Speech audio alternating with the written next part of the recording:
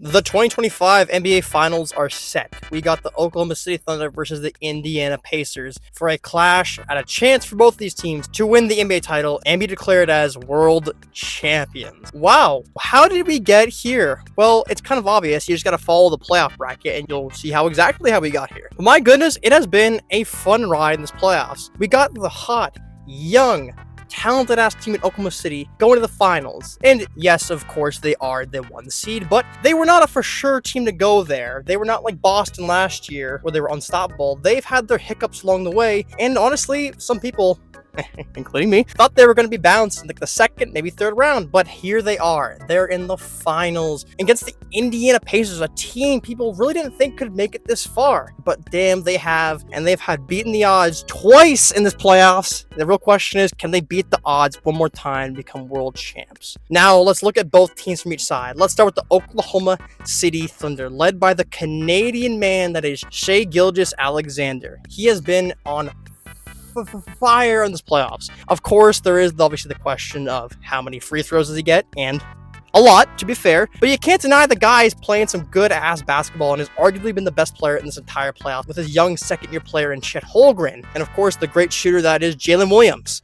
And there's also another Jalen Williams.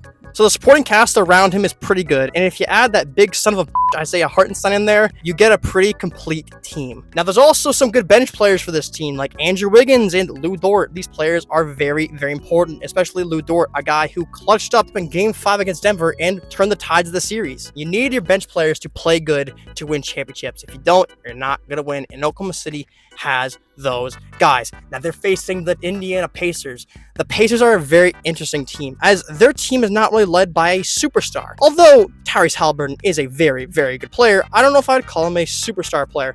Screw it, I will. I'm calling him a superstar player. But he's not your traditional superstar player. He's not putting up 30 points a game and like 10 rebounds a game. He'll put up maybe 15, 10, 25, 30, whatever. But the guy is a magician with the ball, and he can pass the ball anywhere he wants to perfection with great accuracy. And he can pass it to all of his players who can shoot, especially Pascal Siakam. The former Raptor and NBA champion has won the MVP of the conference finals and now has a chance to win his own finals MVP for once and for all in this finals. And of course, they also have other great players like Aaron Nesmith, Aaron Nemhard, Miles Turner. Plenty of guys that can shoot the ball and pass the ball to perfection. And the fast and sneaky TJ McConnell is always deadly when he's on the court. So we got two teams who've got good starting fives, got some pretty good depth. It just depends who's going to take it, who's going to win it, who is taking it all this year. Now, the question is, do I think the Pacers hot streak is going to continue or not? Because let's be real here, everybody. The Pacers team on paper was not better than the Cavaliers and was not better than the Knicks, yet they beat the Cavs in 5 and they beat the Knicks in 6.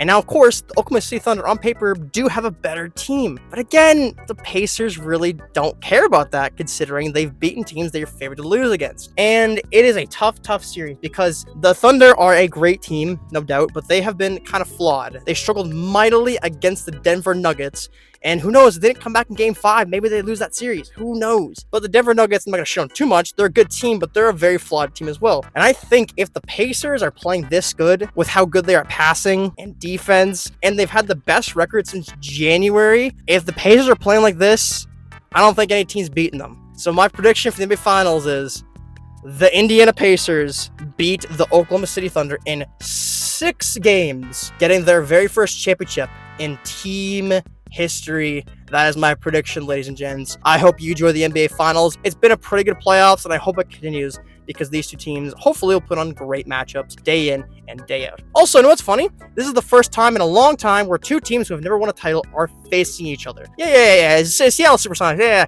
That wasn't Oklahoma, and it wasn't the Thunder. It's a different team in my eye, so shut it. But we will get a new champion in a city, and that is fun. And I don't really care about the low ratings. Who gives a shit? It's fun to see two new teams there who made it there with trades and draft picks and got there the right way instead of just signing guys to a load of money and getting to the championship. Looking at you, Golden State. Looking at you, Golden State. God damn it. But yeah, that's all from me. Hope you enjoy the NBA playoffs, everybody. I know I will. Please leave a like and subscribe.